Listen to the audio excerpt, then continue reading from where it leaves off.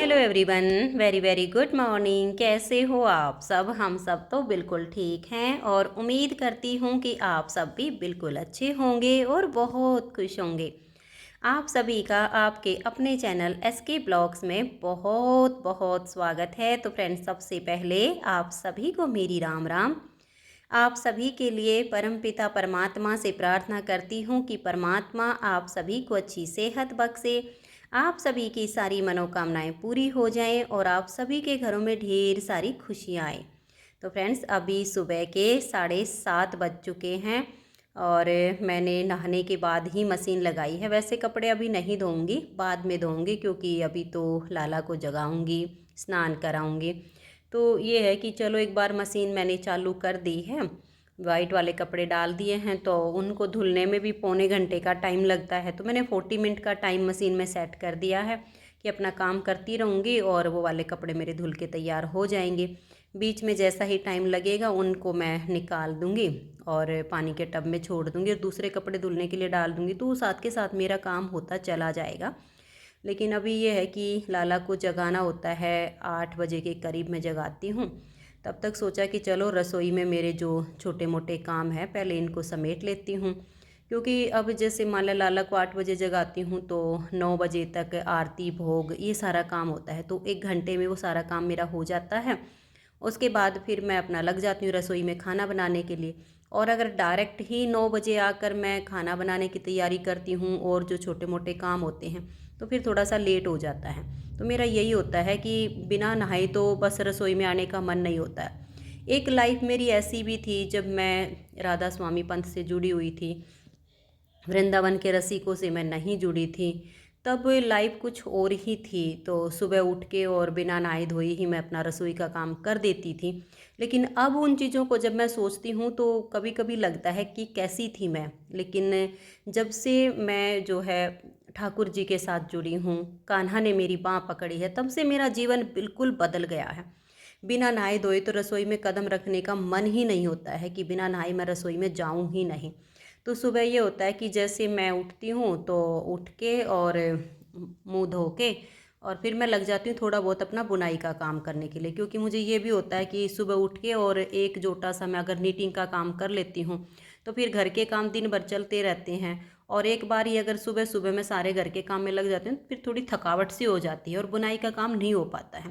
तो एक आध प्रोजेक्ट मेरा तैयार हो जाए उसके लिए मुझे ये होता है कि चलो घंटा 1.5 घंटा 2 घंटा सुबह जो टाइम मिलता है उसमें बुनाई का काम कर लेती हूँ। वैसे भी बच्चे स्कूल तो जाते नहीं है, बड़े हो गए हैं।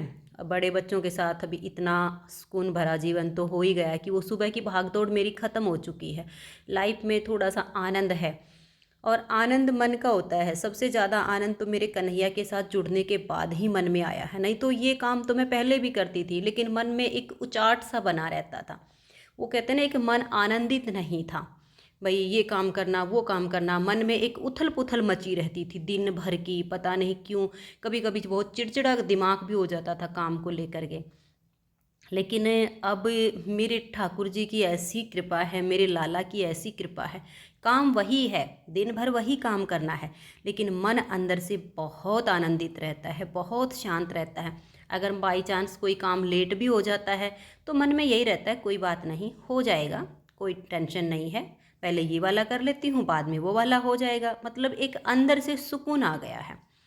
तो वो शांति दी है मेरे कन्हैया ने, वरना पहले की लाइफ को देखती हूँ और अब की लाइफ को देखती हूँ तो दिन रात का चेंज आ गया है।